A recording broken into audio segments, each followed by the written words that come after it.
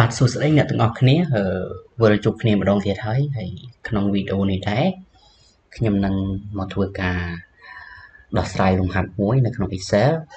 ដែលក្នុងលំហាត់នេះខ្ញុំនិយាយតាក់ទងពីការគណនា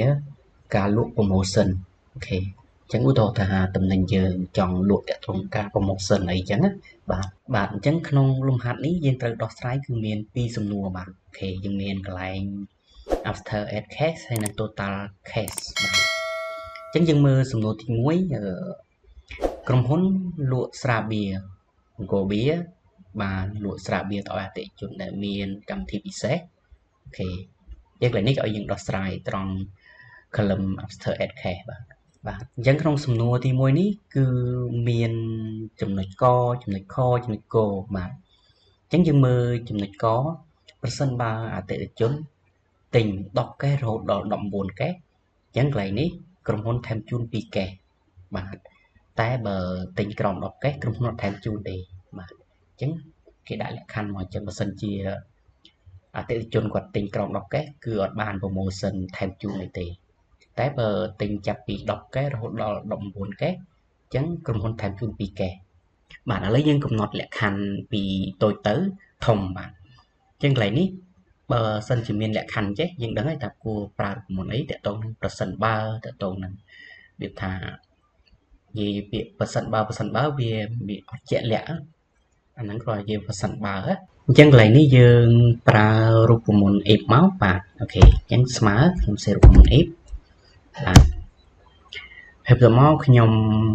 កំណត់លក្ខខណ្ឌពីតូចទៅធំបាទអញ្ចឹងកន្លែងនេះយើងស្លេចទៅលើចំនួន quantity នេះមកទៅចំនួនទំនិញដែលគេលក់ចេញនេះហើយយើងកំណត់មកបើសិនជា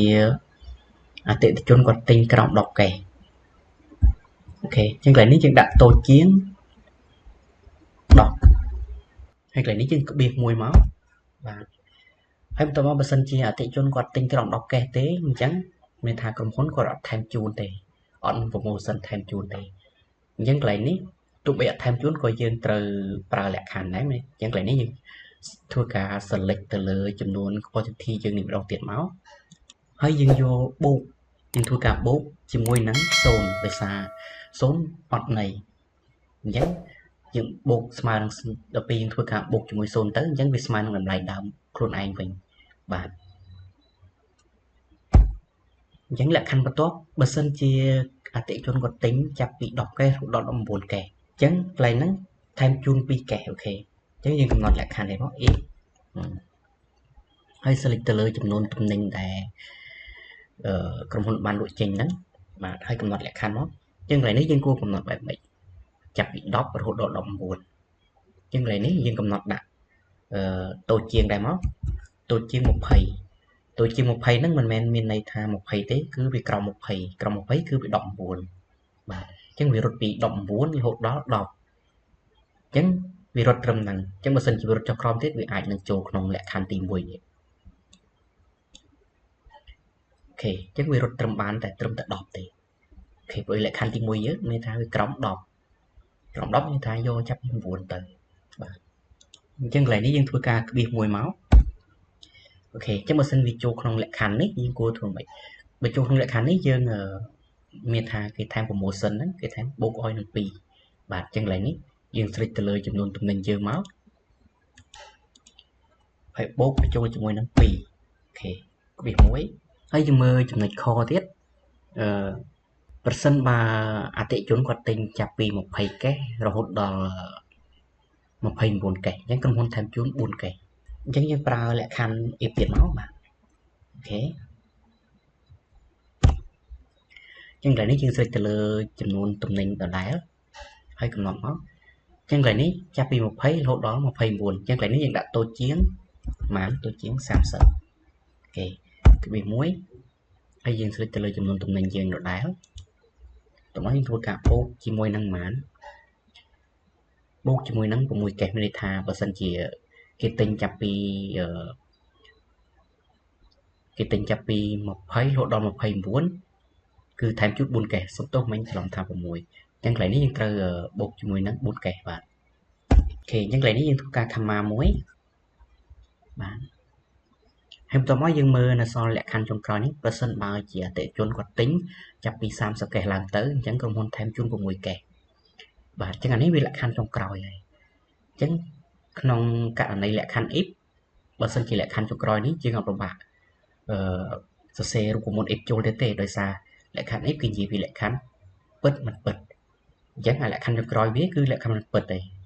អញ្ចឹងលក្ខខណ្ឌមិនពិតវានឹងចាប់យកចំនួនលេខដែលនៅសល់មានន័យថាដែលយើងអត់បានកំណត់វាឲ្យវាអញ្ចឹងវានឹងចាប់យកចំនួនលេខហ្នឹងអូតូអញ្ចឹងកន្លែងនេះយើងគ្រាន់តែបង្ហាញទៅលើលទ្ធផលដែលយើងចង់បានមកបើខុសពីលក្ខខណ្ឌដែលយើងកំណត់ទាំងប្រមាណហ្នឹងឲ្យវាចេញលទ្ធផលបែបម៉េចយើងកន្លែងនេះបើសិនជាវាខុសពីលក្ខខណ្ឌដែលយើងបានកំណត់ទាំងប្រមាណហ្នឹងមានន័យថាឲ្យថែមជូន6កេសមកបើសិនជាចាប់ពី30កេសឡើងទៅហ្នឹងណាអញ្ចឹងកន្លែងនេះយើងគ្រាន់តែ select ទៅលើចំនួនទំនិញនេះមកហើយយើងបូកយកមកទៅបូកនឹង6កេសបាទតែប៉ុណ្ណឹងមកអូខេហើយធ្វើការបិទវងកញ្ចក់ enter អញ្ចឹងវានឹងបង្ហាញនេះក្នុងលក្ខខណ្ឌនេះអូខេយើងកន្លែងនេះអូខេគេទិញអស់តែ2កេសទេអញ្ចឹងវាក្រោម10កេសអញ្ចឹងអត់បាន promotion ថែមជូននេះទេអញ្ចឹងកន្លែងនេះទិញអស់10កេសអញ្ចឹងបូកនឹង2កេសទៀតវាបាន12កេសកន្លែង total cash នេះអត់ពិបាកទេអញ្ចឹងកន្លែង total cash នេះយើងមានយើងគ្រាន់តែយកចំនួន after cash របស់យើងនេះទៅដកជាមួយនឹងនេះ quantity របស់យើងនេះមកអញ្ចឹងវានឹងឃើញចំនួន cash ដែលក្រុមហ៊ុនថែមជូនឲ្យសំណួរទី2យើងកន្លែងនេះស្មើហើយយើងយកចំនួន after cash របស់យើងនេះមកទៅដកចំនួននឹង quantity អូខេយើងកន្លែងនេះឃើញ0អញ្ចឹងមានន័យថាកន្លែងនេះចំនួន cash ដែលក្រុមហ៊ុនថែមជូនហ្នឹងអត់មានទេអូខេអូខេអញ្ចឹងកន្លែងនេះទី2ក្រុមហ៊ុនថែមជូនកន្លែងនេះ2កេសអូខេកន្លែងនេះ4កេសអញ្ចឹងគឺមានតែប៉ុណ្្នឹងឯងតើតោនឹងរំហាត់យើងគឺមានតែប៉ុណ្្នឹងឯងបើសិនជាអ្នកទាំងអស់គ្នាមានចម្ងល់ត្រង់ចំណុចណាមួយតើតោក្នុង Excel អ្នកគ្នាអាច comment នៅក្នុងវីដេអូបានអរគុណសម្រាប់ការតាមដានវីដេអូនេះពីដើមរហូតដល់ចប់បាទ